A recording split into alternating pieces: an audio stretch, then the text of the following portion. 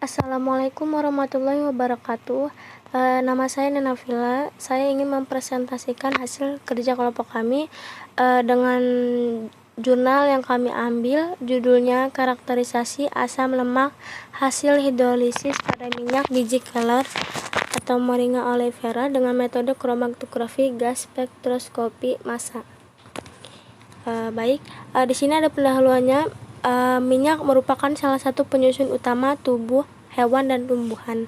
Minyak yang berasal dari hewan digolongkan sebagai minyak hewani atau disebut lemak saja, sedangkan minyak dari tumbuhan digolongkan sebagai minyak nabati dan disebut sebagai minyak. Minyak dan lemak tidak berbeda dalam bentuk umum trigliseridanya dan hanya berbeda dalam bentuk wujud. Disebut minyak jika berbentuk cair dan pada suhu kamar, dan disebut lemak jika berbentuk padat pada suhu kamar. Tujuan dari penelitiannya sendiri itu untuk mengetahui karakterisasi asam lemak hasil hidrolisis pada minyak biji kelor atau Moringa oleifera dengan metode kromatografi gas spektroskopik massa. Metode penelitiannya sendiri ada alat dan bahannya. Peralatan yang digunakan adalah alat reflux, sokletas, evaporator, dan seperangkat alat kromatografi gas spektrofotometer massa atau KGSM, Shimizu. Bahan utamanya itu biji kelor. Bahan-bahan kimianya itu ada aqueous, N-hexa, metanol, indikator phenolphthalein, asam klorida, kalium hidroksida, Na2SO4, H2SO4 pekat, NaHCO3, indikator universal, dan NaCl. Dari preparasi sampelnya itu, yang pertama yang dilakukan penyiapan sampel biji kelornya. Yang kedua, biji kelor kering, tua dikupas kulitnya. Keringkan di dalam oven pada suhu kurang lebih 105 derajat Celcius selama 2 jam. Kemudian biji kelor yang sudah kering dihaluskan menggunakan blender. Biji kelor yang sudah dihaluskan kemudian diayak dengan ayakan ukuran 120 mesh. Dilakukan langkah yang sama untuk biji kelor basah atau yang muda. Selanjutnya dilakukannya ekstraksi minyak biji kelor kering dan biji kelor basah dengan metode sokletasi. Yang pertama, biji kelor keringnya yang sudah dihaluskan ditimbang sebanyak 150 gram dengan menggunakan neraca analitik. Kemudian dibungkus dengan kertas saring. Ukuran bungkus sampel harus sesuai dengan ukuran soklet. Dimasukkan bungkusan sampel ke dalam soklet yang telah dirangkai dengan kondensor dan labu didih. Dituang pelarut sebanyak 600 ml ke dalam labu didih. Kemudian rangkaian soklet tersebut diletakkan di atas pemanas lalu dipanaskan selama kurang lebih 6 jam. Didapat hasil ekstraksi berupa campuran minyak biji kelor dengan pelarut. Selanjutnya ekstrak N-heksan kemudian dipekatkan dalam rotary evaporator pada temperatur 50 derajat Celcius sehingga diperoleh minyak biji kelor pekat. Selanjutnya dilakukan langkah yang sama untuk biji kelor yang basah atau yang muda. Metode selanjutnya penentuan bilangan asam dan kadar asam lemak bebas. Yang pertama, minyak biji kelor sebanyak 5 ml dimasukkan dalam air Erlenmeyer 250 ml. Tambahkan metanol 96% sebanyak 25 ml. Nah, dipanaskan pada suhu 60 derajat Celcius selama 10 menit sambil diaduk. Campuran tersebut dibagi menjadi 3 bagian dan masing-masing ditambahkan 2 tetes indikator phenolphthalein. Selanjutnya titrasi dengan larutan KOH 0,1 N yang telah distandarisasi sehingga berwarna merah jambu. Nah, warna merah jambu ini harus bertahan paling sedikit 15 detik. Volume titran yang dibutuhkan dicatat. Bilangan asam dan kadar asam lemak bebas dalam contoh dihitung. Selanjutnya hidrolisis minyak biji kelor sebanyak 25 gram minyak biji kelor dimasukkan ke dalam labu leher 3. Kemudian ditambahkan 50 ml metanol dan 50 ml larutan KOH 12 Campuran direfleks dengan pengadukan pada temperatur 60 derajat Celcius selama 90 menit. Hasil refleks dimasukkan ke dalam corong pisah dan ditambahkan dengan 125 ml aqueous serta 31,25 ml N-heksan. Larutan dikocok dengan kuat dan didiamkan sampai terbentuk dua lapisan, yaitu lapisan air dan lapisan organik. Lapisan air dipisahkan dari lapisan organik. Lapisan air ditambahkan dengan asam sulfat 1 m sampai pH 1. Asam lemak bebas dipisahkan dari lapisan air. Selanjutnya, penentuan bilangan penyabunan. KOH ditambah dengan kaca arloji sebanyak 0,4203 gram dilarutkan dalam 96 ml metanol. Larutan yang diperah dibagi menjadi 2, 48 ml digunakan sebagai belangko dan 48 ml lainnya direaksikan dengan 1 gram minyak biji kelor yang akan digunakan sebagai larutan sampel. Yang pertama, titrasi larutan sampel minyak biji kelor ditimbang sebanyak 1 gram. Sampel dimasukkan ke dalam air Lemayer 250 ditambahkan 48 ml larutan KOH dalam metanol dan beberapa butir batu didih, kemudian direfleks selama 30 menit. Setelah itu, larutan sampel dibagi menjadi 3 bagian dan dimasukkan ke dalam air Lemayer yang berbeda serta ditambahkan masing-masing 3 tetes indikator phenolphthalein ke dalam larutan tersebut dan dititrasi dengan larutan HCl 0,5 N. Titrasi dihentikan saat indikator berubah menjadi tidak berwarna.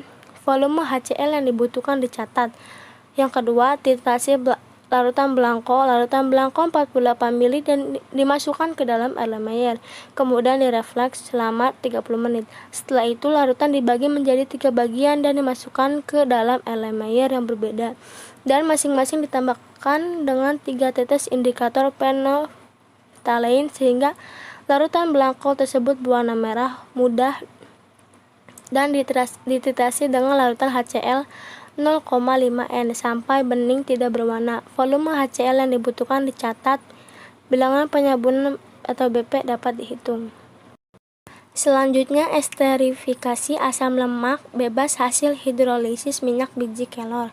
Sebanyak 10 gram asam lemak biji kelor masing-masing dimasukkan ke dalam labu leher 3 yang dilengkapi dengan termometer. Selanjutnya ditambahkan 8,7 ml metanol dan 0,087 ml atau 87 liter H2SO4 pekat. Kemudian campuran tersebut direfleks selama 1 jam pada temperatur 50 derajat Celcius. Campuran hasil refleks selanjutnya didinginkan dan dimasukkan ke dalam corong pisah. Selanjutnya ditambahkan 20 ml aqueous dan dilanjutkan dengan penambahan larutan NaHCO3 tetes demi tetes sambil dikocok dan diukur pH dengan indikator universal hingga netral. Setelah itu dilakukan salting out dengan menambahkan 5 ml larutan NaCl jenuh hingga campuran terpisah sempurna. Larutan dikocok dengan kuat dan didiamkan hingga terbentuk dua lapisan. Lapisan organik ditambahkan magnesium sulfat anhidrat. Terus yang terakhir itu identifikasi asam lemaknya dilakukan dengan menginjeksikan metil ester dari asam lemak biji kelor pada alat kromatografi gas spektroskopi massa Shimaju pada kondisi sebagai berikut. Temperatur oven kolom 50 derajat Celcius. Temperatur injeksinya 300 derajat Celcius. Tekanan 13 kPa, total aliran 40,8 ml per menit. Laju alirnya 26,7 cm dan aliran kolom 0,54 ml atau per menit.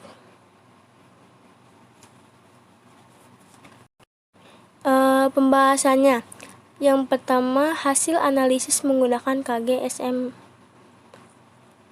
kromatografi gas. Hasil pemeriksaan analisis dengan kromatografi gas untuk metil ester dari asam lemak hasil hidrolisis minyak biji kelor kering menghasilkan kromatogram dengan 7 puncak atau peak asam lemak seperti pada gambar 1 dan disajikan pada tabel 2. Pada tabel 1 juga. Dari tabel 1 menunjukkan bahwa minyak biji kelor kering terdiri dari beberapa asam lemak yang ditunjukkan adanya 7 puncak pada kromatogram Kg. Puncak keempat dengan waktu retensi 27,285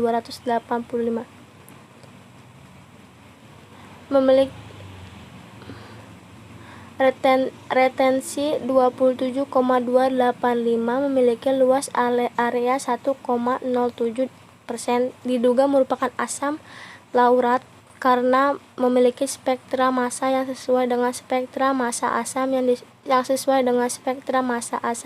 dodekanoat atau metil laurat.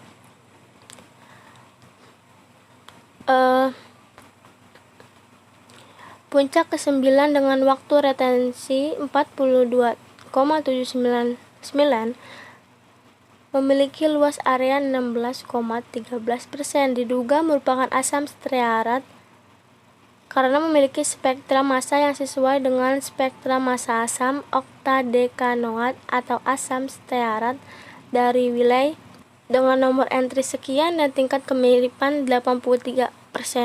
Puncak ke-10 dengan waktu retensi 44,147 memiliki luas area 1,51%, diduga merupakan asam eikosanoat karena memiliki spektra massa yang sesuai dengan spektra massa asam eikosanoat atau metil arakidat dari wilayah Elif dengan nomor entry sekian dan tingkat kemiripan 84%. Berdasarkan data-data tersebut disimpulkan bahwa asam lemak biji kelor kering adalah asam laurat, asam palmitoleat, asam palmitat, asam oleat, asam stearat, asam arakidat, di mana kandungan asam lemak paling besar minyak biji kelor kering adalah asam oktadekanoat atau asam oleat sebesar 38,08%.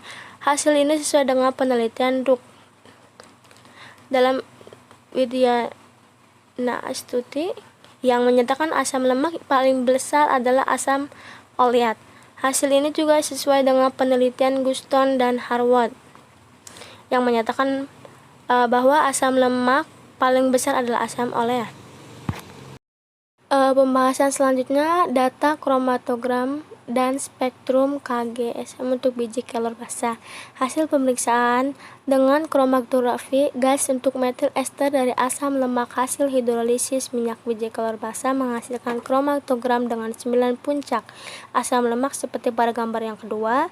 Hasil yang dicantumkan pada tabel 2 menunjukkan bahwa minyak biji kelor basah terdiri dari beberapa asam lemak yang ditunjukkan adanya 9 puncak pada kromatogram KG. Berdasarkan data-data tersebut, disebutkan bahwa asam lemak biji kelor basah adalah asam palmitoleat, asam palmitat, asam oleat, asam stearat, asam elkosenat, asam arakidat, asam behenat, asam lignoserat, di mana kandungan asam lemak paling besar minyak biji kelor basah adalah asam 9-oktadekanoat atau asam oleat sebesar 38,84%. Hasil ini sesuai dengan penelitian Duk dalam Widyana Stuti yang menyatakan bahwa asam lemak paling besar adalah asam oleat. Hasil ini juga sesuai dengan penelitian Guston dan Harwood yang menyatakan asam lemak paling besar adalah asam oleat. Dari data kromatografi gas dapat disimpulkan bahwa metil ester dari asam lemak hasil hidrolisis minyak biji kelor kering menghasilkan kromatogram dengan 7 puncak asam lemak, sedangkan untuk minyak biji kelor basah menghasilkan kromatograf dengan 9 puncak asam lemak. Hal ini disebabkan bahwa ada kemungkinan adanya benda asing atau biji yang berkualitas jelek yang tercampur dalam bahan baku serta perlakuan terhadap bahan baku pada saat proses. Yang terakhir, kesimpulannya dari hasil penelitian yang dilakukan dapat disimpulkan bahwa yang pertama, hasil analisis dengan kromatografi gas spektroskopi massa senyawa yang dihasilkan dari minyak biji kelor kering antara lain asam laurat, asam palmitoleat, asam palmitat, asam oleat, asam stearat, dan asam arakidat. Dan kandungan terbesarnya adalah asam oleat dengan kandungan senyawa sebesar 38,08%.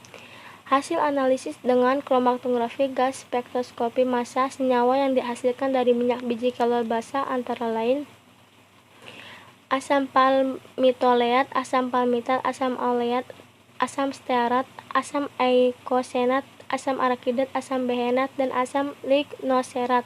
Dan kandungan terbesarnya adalah asam oleat dengan kandungan senyawa sebesar 38,84%. Baik, terima kasih. Mungkin hanya itu saja, kurang lebihnya mohon maaf. Assalamualaikum warahmatullahi wabarakatuh.